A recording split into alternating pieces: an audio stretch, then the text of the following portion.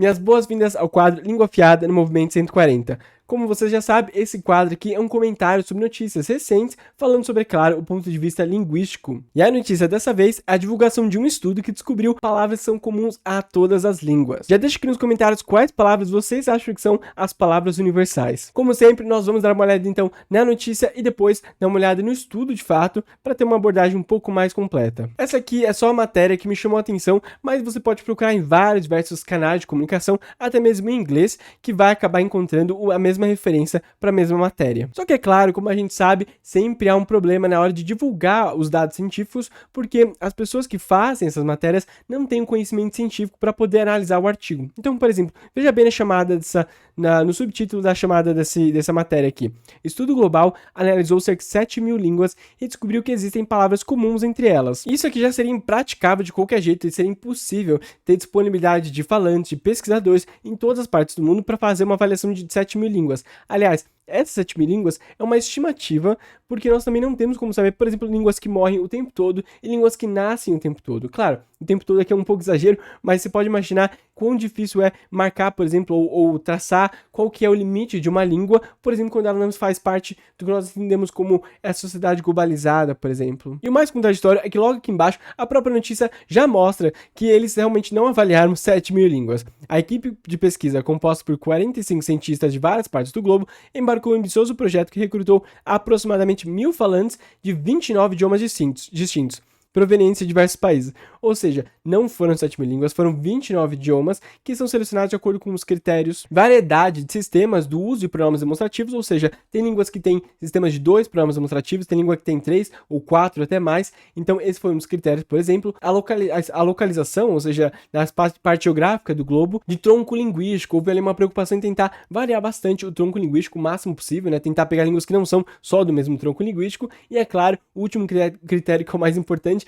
é ter pesquisadores disponíveis para fazer a coleta dos dados e aplicar aqui o método de pesquisa e investigação para que ela seja mais ou menos homogênea, claro, manter um máximo de homogeneidade e ter assim resultados um pouco mais fidedignos. Então já seria impossível conseguir fazer com 7.000 línguas, porque como nós dissemos aqui, tem línguas que não são de comunidades que não são nem muito acessíveis, por exemplo, a pesquisadores de uma instituição, por exemplo, dos Estados Unidos ou da Inglaterra, por exemplo, da Alemanha até. E esse então aqui é o mapa que mostra todas as línguas que foram abordadas nesse estudo. Ou seja, como vocês podem ver, não são as 7.000 línguas, obviamente, são 29 línguas. Eles tentaram extrair, como eu disse, de acordo com os critérios da maior variação possível de sistemas de demonstrativos e também de troncos linguísticos. Percebam que tem aqui línguas maias, né? Línguas que eram da região ali do Império Maia, ou seja, de Yucatec, por exemplo, e de Cetal. Então, de línguas que não centravam só naquele eixo indo-europeu, por exemplo. Há línguas ali no vietnamita, do cantonês do chinês, por exemplo. Mas, infelizmente, a gente não tem nenhuma língua, por exemplo, nativa da América do Sul e nativa da América do Norte, por exemplo, dos povos originários dessas regiões,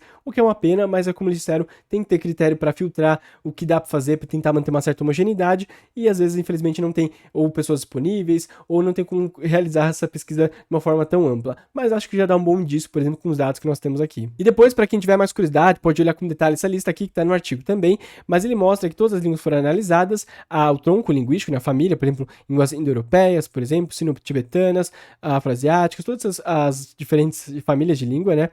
E também a quantidade de termos de demonstrativos que eles têm. Por exemplo, o alemão, por exemplo, tem 3 termos demonstrativos para referência espacial. Já, por exemplo, o catalão também tem 3. Já o italiano, por exemplo, tem 2 só. 2 palavras, por exemplo, para essa noção de espacial. Então aqui eles fizeram esses esquemas. A maior parte dele variou entre 2 e 3, com exceção do lituano, por exemplo, que tem 4, e do vietnamita, 5 demonstrativos possíveis, por exemplo. Mas continuando a matéria, eles mostram aqui, então, que há palavras que são consideradas como universais. Então ele diz aqui que, por exemplo, as palavras isso e aquilo emergiram como as únicas comuns a todas as línguas testadas, cada uma com as suas respectivas formas de escrita. No caso aqui, a tradução para o português brasileiro especificamente leva, por exemplo, a essa conclusão de que isso e aquilo são as 2 formas demonstrativas do português brasileiro. Porque lembrando, teoricamente o sistema dos pronomes demonstrativos, que é essa ideia de apontar, por exemplo, isso, aquilo, por exemplo, isso é muito parecido com o sistema do espanhol, de 3 demonstrativos. Então, isto, isso e aquilo. Esses são os sistemas que nós temos nas 2 línguas, por exemplo. Mas no português brasileiro especificamente, há uma tendência de variação de sistema.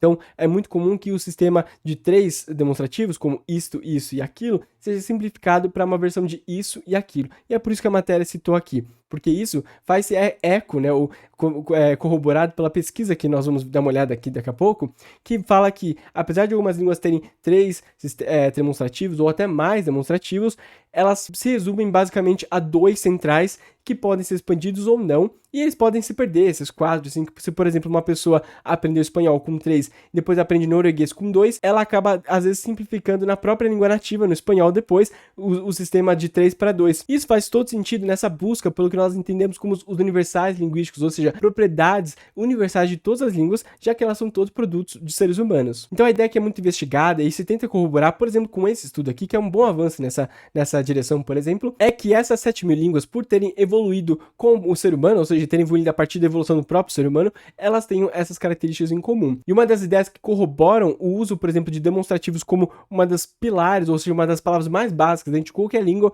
é que a cognição espacial é essencial para qualquer animal na natureza. Então se entende que se a cognição espacial, a noção, por exemplo, do que está perto e do que está longe, é absurdamente importante para os animais, a língua que vai refletir essas categorias instintivas, vamos dizer assim, do ser humano, que vai evoluindo com ele, ou seja, a língua vai refletir, então, essas características espaciais por meio, no caso, dos demonstrativos, os pronomes demonstrativos, isso, aquilo, isso. E nós já sabemos que todas as línguas têm um sistema de pronomes demonstrativos, alguma forma de fazer referência ao que está perto, por exemplo, ao que está distante, refletindo aquela ideia que nós falamos da espacialidade, a cognição espacial. Aliás, essas palavras demonstrativas estão presentes já no vocabulário mais básico das crianças, por exemplo, o que corrobora aquela ideia de que a língua evoluiu a partir dos gestos humanos. E a necessidade desses demonstrativos vem justamente da noção mais básica, na verdade, de você apontar para as coisas. O fato de você reconhecer e apontar, ou seja, a partir do gesto, já começa a trazer a necessidade também dos demonstrativos para nomear essas categorias cognitivas. E o que se entende também é que há uma preferência da referência egocêntrica em relação, por exemplo, a uma não egocêntrica. O que eu quero dizer é que quando você vê uma foto, por exemplo, de um apagador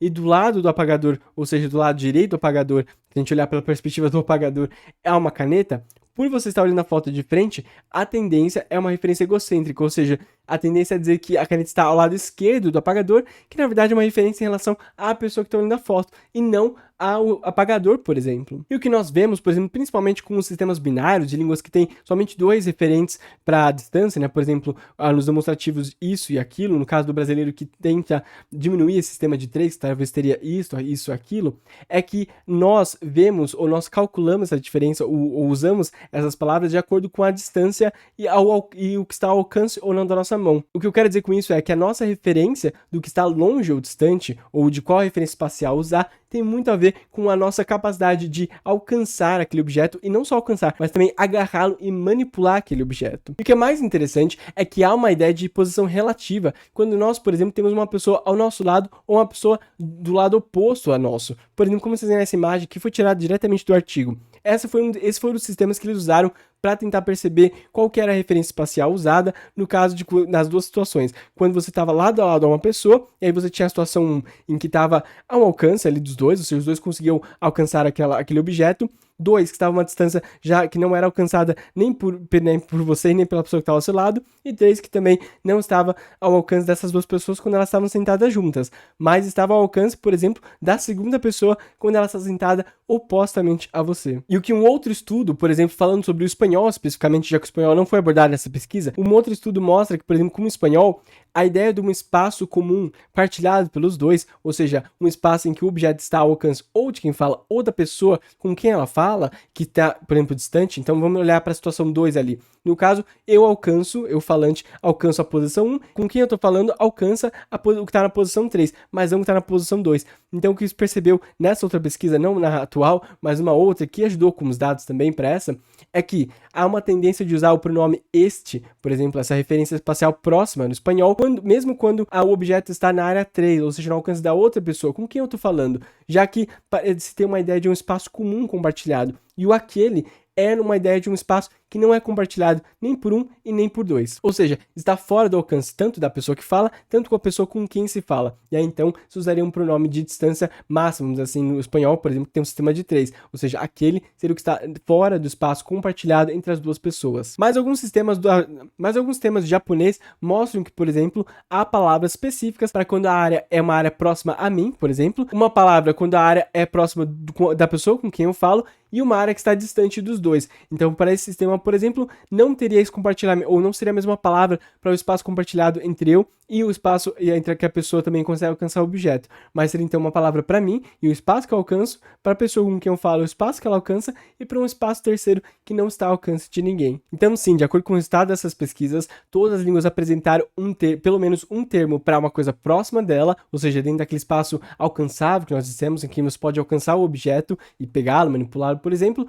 e uma outra palavra para uma coisa que está fora do seu alcance. E também é uma corroboração da ideia da tendência egocêntrica da referência espacial, ou seja, a referência da pessoa que fala, por exemplo, em relação ao objeto que ela consegue alcançar, e se está fora do alcance dessa pessoa, então é o objeto que está, de acordo com a segunda forma demonstrativa usada, distante. E o que também é interessante, como eu disse, é a ideia do espaço relativo, por exemplo, quando uma língua, por exemplo, tem 3 formas para demonstrativos, como a gente viu do espanhol. Ou seja, se eu tenho uma pessoa, como eles usaram aqui, que está no sentido oposto do que eu, e consegue alcançar o objeto que não está no meu alcance, mas está ao alcance dela, a tendência é usar uma forma de proximidade, porque aquela pessoa está compartilhando um espaço, ou talvez teria um espaço compartilhado meu, ou seja, que está ao alcance pelo menos de um de nós dois. E tudo aquilo que está fora desse espaço comum, aí é tratado como algo que está realmente distante. E quando, por exemplo, as duas pessoas estão sentadas uma ao lado da outra, essa ideia não ocorre, por exemplo, quando esse objeto está na mesma posição que estava antes, quando a gente estava lados opostos, mas agora está longe do alcance de nós dois, já que estamos sentados um do lado do outro. E essa preferência de uso, como ele diz no artigo, pode ser afetada por várias coisas, inclusive, por exemplo, no quão próximo nós estamos fazendo aquela tarefa. Então, por exemplo, se a pessoa está sentada do lado oposto a mim, por exemplo, se eu estiver fazendo uma tarefa junto a ela, nós estamos trabalhando junto, há uma tendência maior, é claro, de usar também a ideia de proximidade, já que nós estamos como se fosse numa ideia de coletivo, né? Trabalhando de forma coletiva. Mas esse artigo, no final, tinha um propósito muito claro. Como todo artigo, há uma pergunta muito clara para ser respondida. No caso aqui, eles queriam ver qual que era a importância dessa distância egocêntrica, ou seja, dessa noção do que está próximo da pessoa que fala e como que a pessoa com quem se fala, estando, por exemplo, do meu lado ou na minha frente, por exemplo, mas ainda longe, por exemplo, do meu alcance, impacta, por exemplo, na minha percepção do que está distante ou próximo de mim. E o mais interessante, que eu acho pelo menos mais interessante da metodologia que eles usaram, é que muitas vezes nesse caso, você acaba enviesando a resposta ou tentando levar a pessoa para um lado, porque ela sabe exatamente o que você está querendo testar. Então você fala para ela que vai testar qual palavra ela usa para saber medir qual a distância, ou seja, se é isto, é isso, aquilo, e isso acaba contaminando demais os dados. E o que eles usaram nessa pesquisa, que foi muito interessante, é na verdade um jogo de memória, em que a pessoa não tinha o que a pessoa não parecia estar sendo testada pela distância das coisas, mas sim pela sua capacidade de memorizar quais eram as imagens que ela via. As mais estavam longe, fora do alcance dela, e as mais estavam próximas no seu alcance. Então ali você tem uma ideia de tentar contaminar cada vez menos os dados, fazendo com que a pessoa esteja menos preocupada com a língua dela e mais com a ação para que a sua fala seja mais espontânea. Isso é um método que a gente aplica em muitas pesquisas linguísticas, porque a gente quer que a fala seja o mais espontânea possível, apesar de que aquele contexto já gera uma situação que não é tão natural, por exemplo. Isso acontece, por exemplo, quando a gente vai fazer a transcrição fonética do que uma pessoa fala, por exemplo, para tentar avaliar alguns fenômenos ali. A gente tenta fazer perguntas que não estão associadas ao seu uso da língua, para que ela não seja pensando muito como ela está performando, como ela está executando o uso da sua língua, e pense mais, por exemplo, no conteúdo de infância ou algo que ela viveu em algum passado, para que ela se desconecte da forma que ela está falando e se conecte mais com a ideia que ela quer passar. E aí a sua fala fica um pouco mais espontânea, apesar de ser no formato de entrevista, a pessoa já sabe que está sendo gravada, já é um formato de entrevista, o que causa sempre uma certa contaminação dos dados. Mas também não tem como ser perfeito, né? Mas é isso, eu agradeço muito quem ficou até aqui, quem entendeu a matéria, quem estava interessado em saber o que eram essas palavras universais. Então já curte o vídeo, se inscreva no canal para acompanhar mais conteúdos como este. Você também pode deixar aqui embaixo comentários e até sugestões para próximos temas. Nós estamos também no Instagram, basta procurar por movimento.140 e também no TikTok, Movimento 140. Muito obrigado e até a próxima.